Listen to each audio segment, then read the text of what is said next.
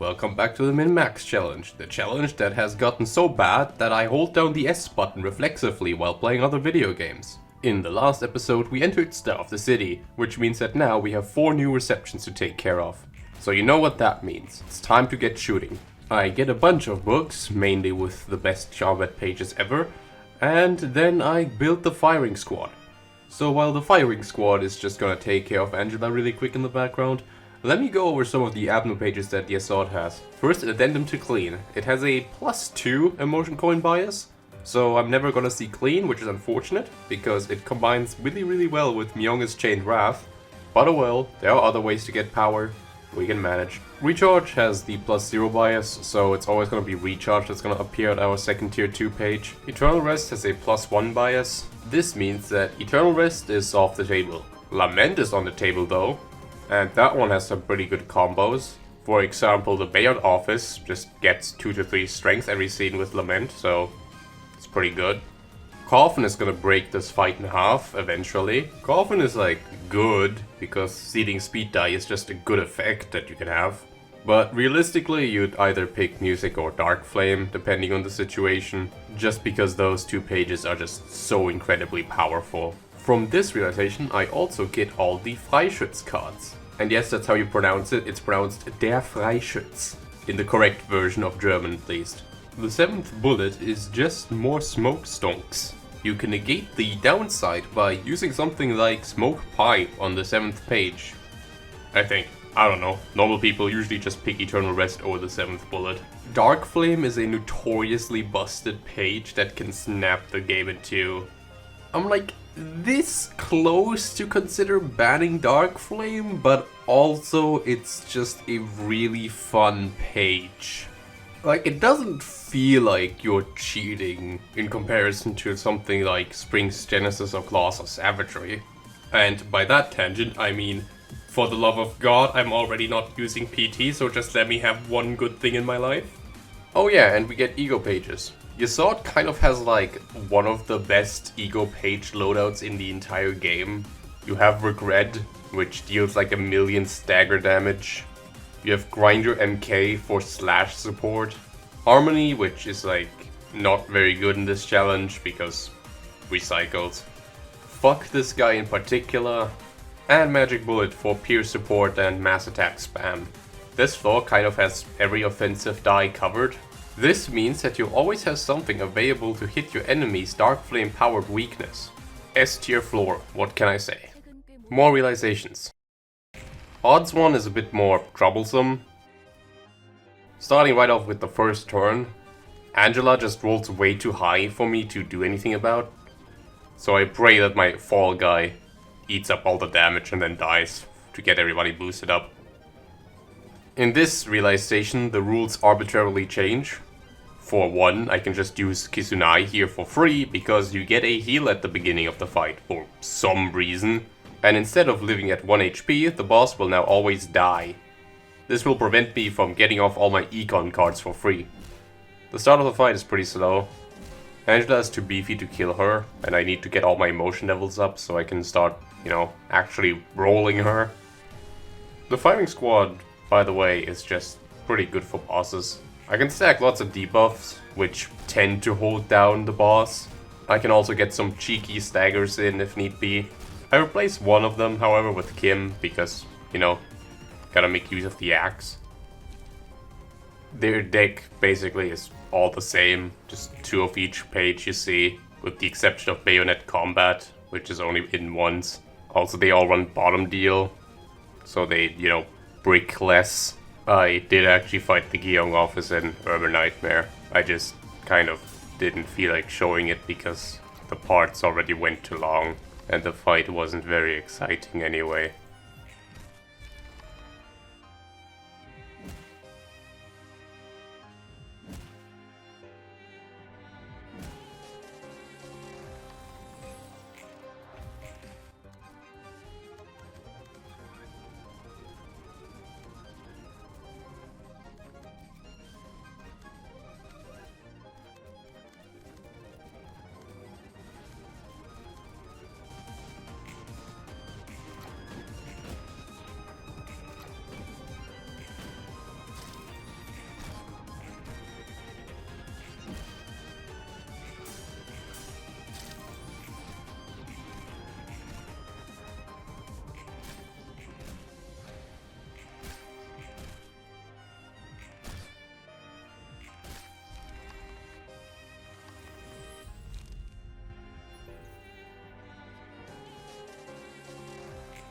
This mass attack is disgusting, by the way.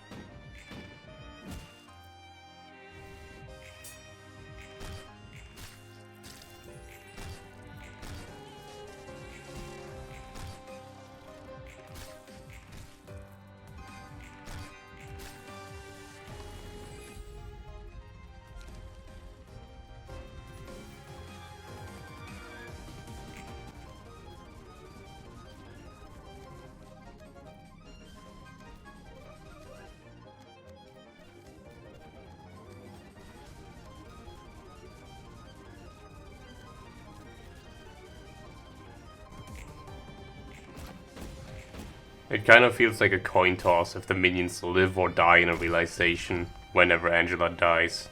Well, I guess she doesn't really die in this one, because she just kind of stands there without any particles. Unfortunately, I can't cheese this phase like I did with Diablo. Laetitia was finally able to afford healthcare, so I guess I actually have to go to this fight the intended way. It's still pretty easy though, so I guess I'll just start talking about Abno pages. Hard has some of the most underwhelming tier 3 Abno pages in the game. Gui Waste is arguably like the strongest out of all of them. Just inflicts everything you want. Like, that's it. Just a bunch of debuffs. They're good debuffs, but like, yeah. It's kinda weak for tier 3. Well-worn Parasol can do funny things, but like, it's a 30% chance, man. I won't be reflecting any disposals with that one. And Loving Family gives you a bunch of protection, not even stagger protection, just regular protection. I don't know what PM was cooking here, I don't get it. Red Eyes, oh wait, that's a special melee page, what the fuck, they exist in the game? Red Eyes inflicts 3 bind, feeble and disarm, which is pretty good, and PT, oh wait, nope, no PT. Still pretty good though. Laetitia doesn't work on shimmering bosses. Shame. Black Swan also isn't that great, especially in this challenge, but I pick it anyways because I think the card art is pretty cool. Today's Expression is pretty good though. It's cheap and deals a lot of stagger damage. Sanguine Desire though is Hard's best ego, by far. It has an incredibly powerful effect, and also is just, in general, pretty powerful. Especially if you run a dedicated bleed team. So yeah, with the exception of the last two, it's just kinda mid, honestly.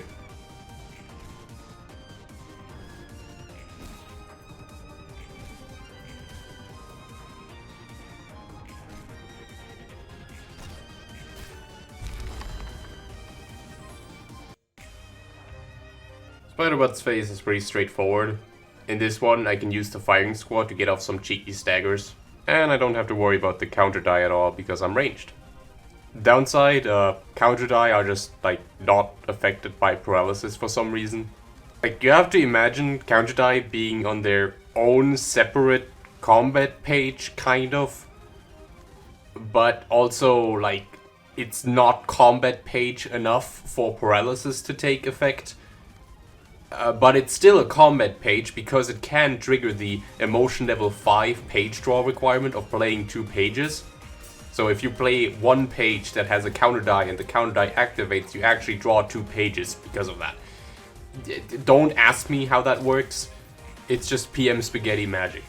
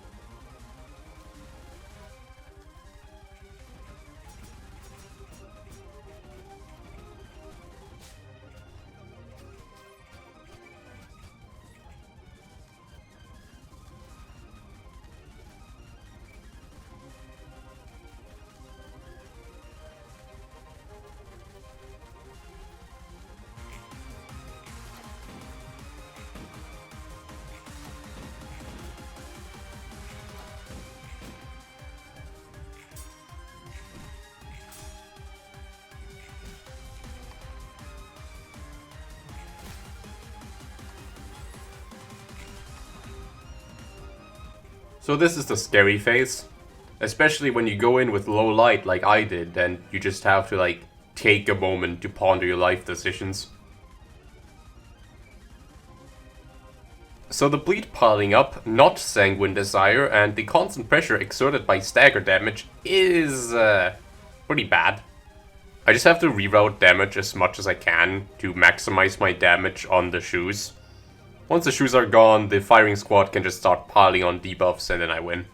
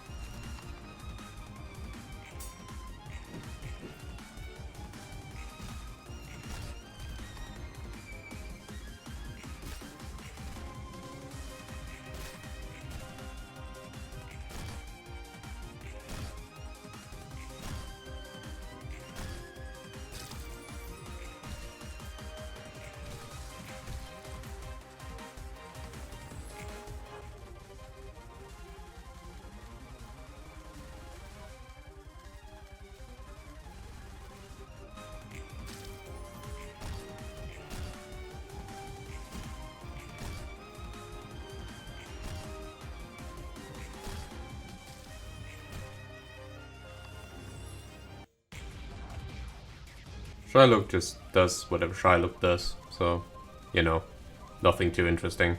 Actually, I do have a pretty interesting story about this one. I once had the synchronized ego with Red Hood, and because it changes the background, it kind of just breaks the fight, and it doesn't make her play any dice. Funny.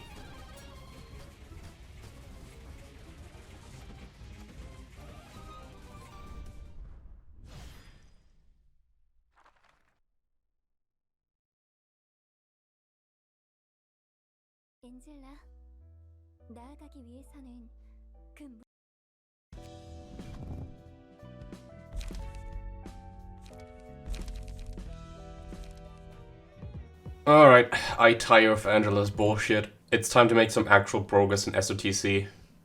My arbitrary goal is just to get Myongos as fast as possible, so the first people standing in my way would be the Kane office.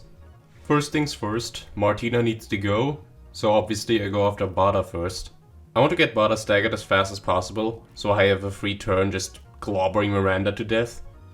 All the while Nemo just bricks his deck, so he's not gonna be much of a problem.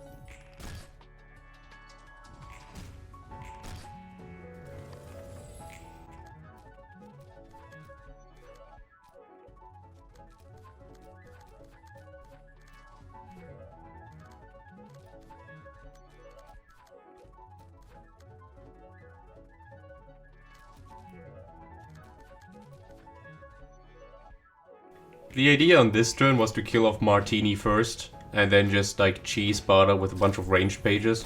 Unfortunately, I just don't deal enough damage. So I take some hits here that shouldn't have been necessary.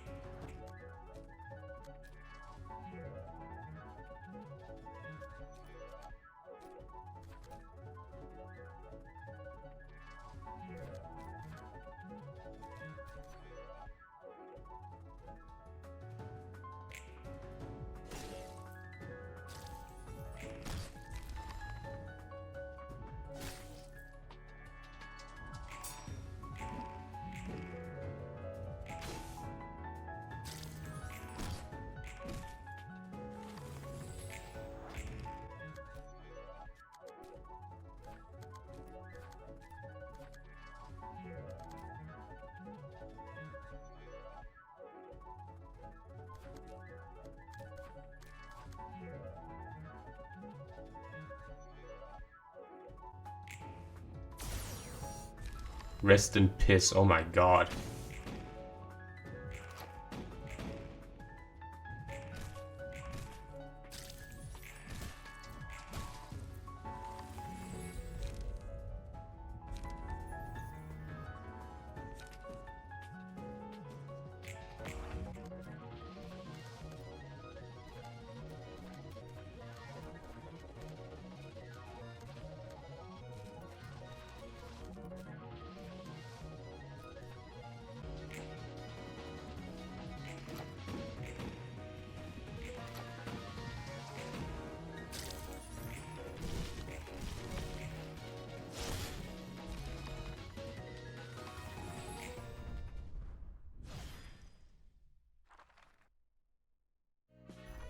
Alright, I probably should have done this way earlier, but here is Power Creep the second. Alan is basically just a better version of Kim for me. He comes with about everything that you could possibly want out of a key page. I'll also take Pierce over Slash at the moment because from a deck building perspective I have way more Pierce support. I built this abomination and it almost completely doesn't suck. Thinking that that tiny amount of smoke will matter is like the result of my own delusions. But hey, you have to know ass to know what's not ass. Except that's not how that works. You just know how to not make this specific ass. Oh, sorry, Kick-Ass Grade 1 Fixer, I didn't see you there.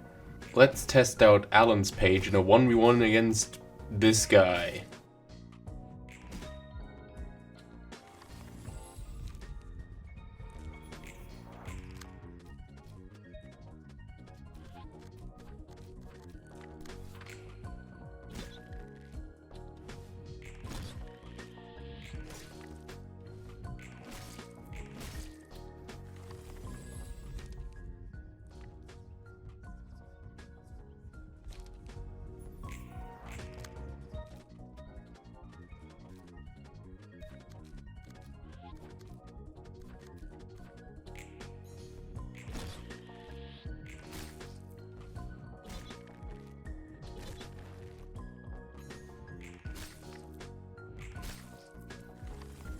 Now watch as I take way too long to make a proper decision here between Flower Petals and Teardrop.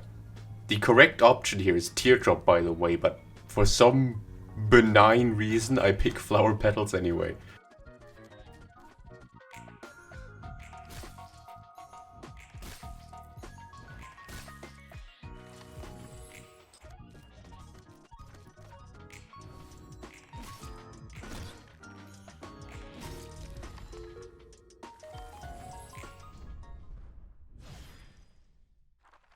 Look at this Martina deck I made. Isn't it awesome? Feel free to steal. Alright, so R Corp is pretty scary. I start the fight by shooting them up with full stop, just to create an opening for me to do anything because the reindeers are just that oppressive. And after my nuggets all die, I just switch to Netsack's floor and hope I can just manage. And I do get to the last act, but eventually my team just dies. I think I can beat this at my current level. I just have to like play better and get luckier. At least I got some sweet combat pages out of this. I finally decide to do something smart for once and just do the realization first. The ego I get from this fight is definitely going to help me get an edge on the fight. Okay, so about this realization. First and foremost, no Rembrandt stacking. The reason for that is because I was too lazy to, rework all my passives that I put on all these pages. Instead, I bring all the usual suspects, the Martina key page I built, and the Crying Children, who is surprisingly potent, as I figured out during the R Corp reception. But that aside, the Silent Orchestra fucking sucks, dude. Specifically the mass attack that gives you the Fervent Adoration effect. My appointed Soldado can't roll that attack, so I'll just have to pray that he attacks the enemies. To everybody that keeps claiming that this challenge minimizes RNG, no, stop, you're being cringe.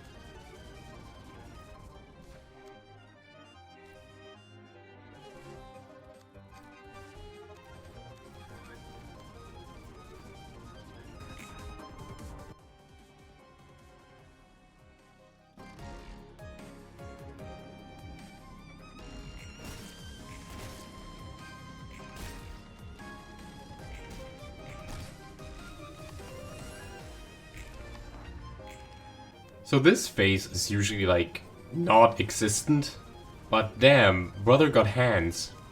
Actually, my team just sucks, and he's just alright. But once I get Incomprehensible up and running, this fight is gonna be a lot easier.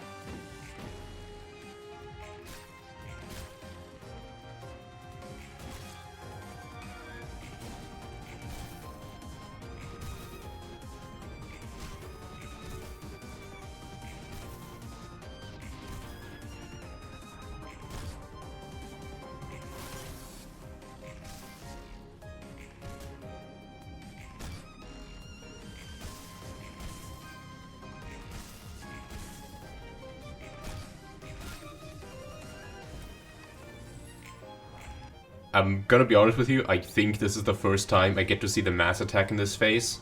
It might just be dementia, but I am very certain I have never seen this before, ever.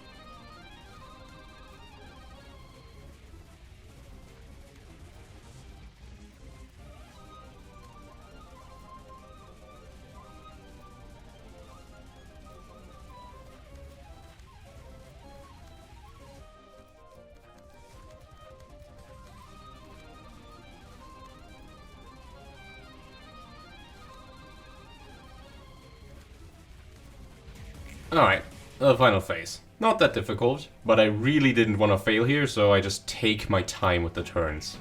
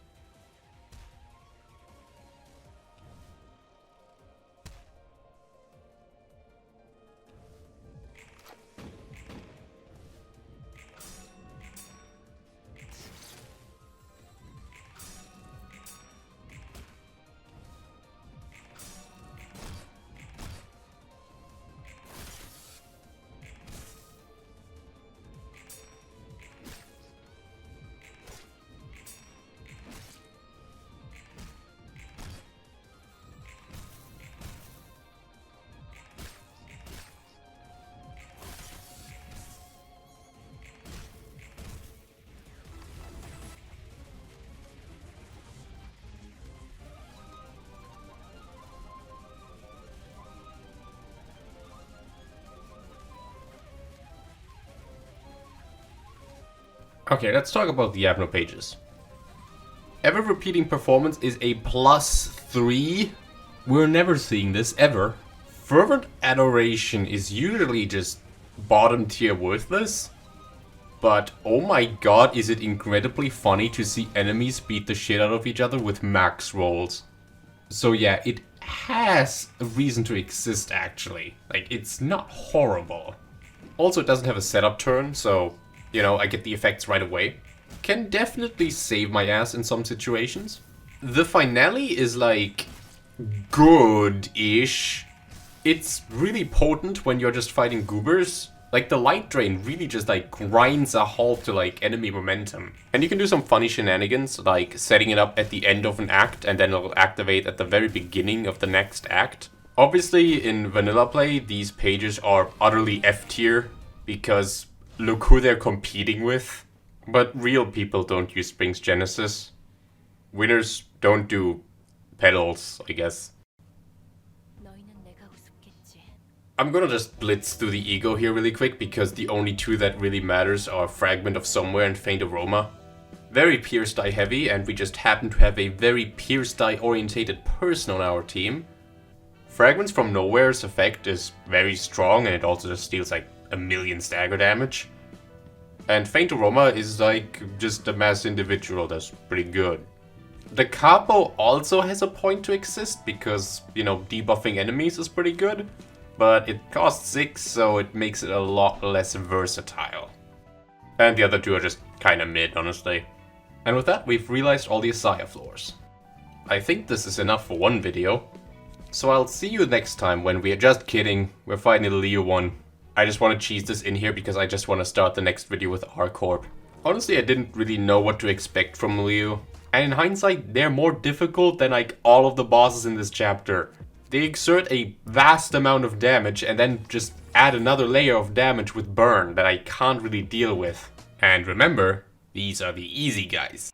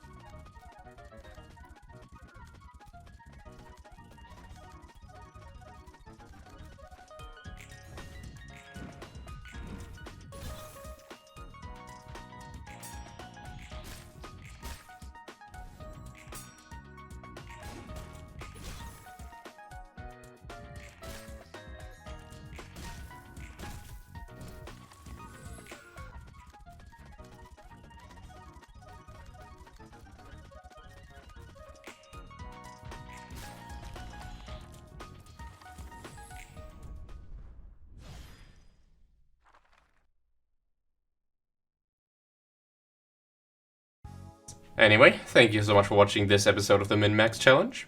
It only gets harder from here, so yeah. Check in next time. Bye. Dude, there's this fucking bird outside. He keeps making noise.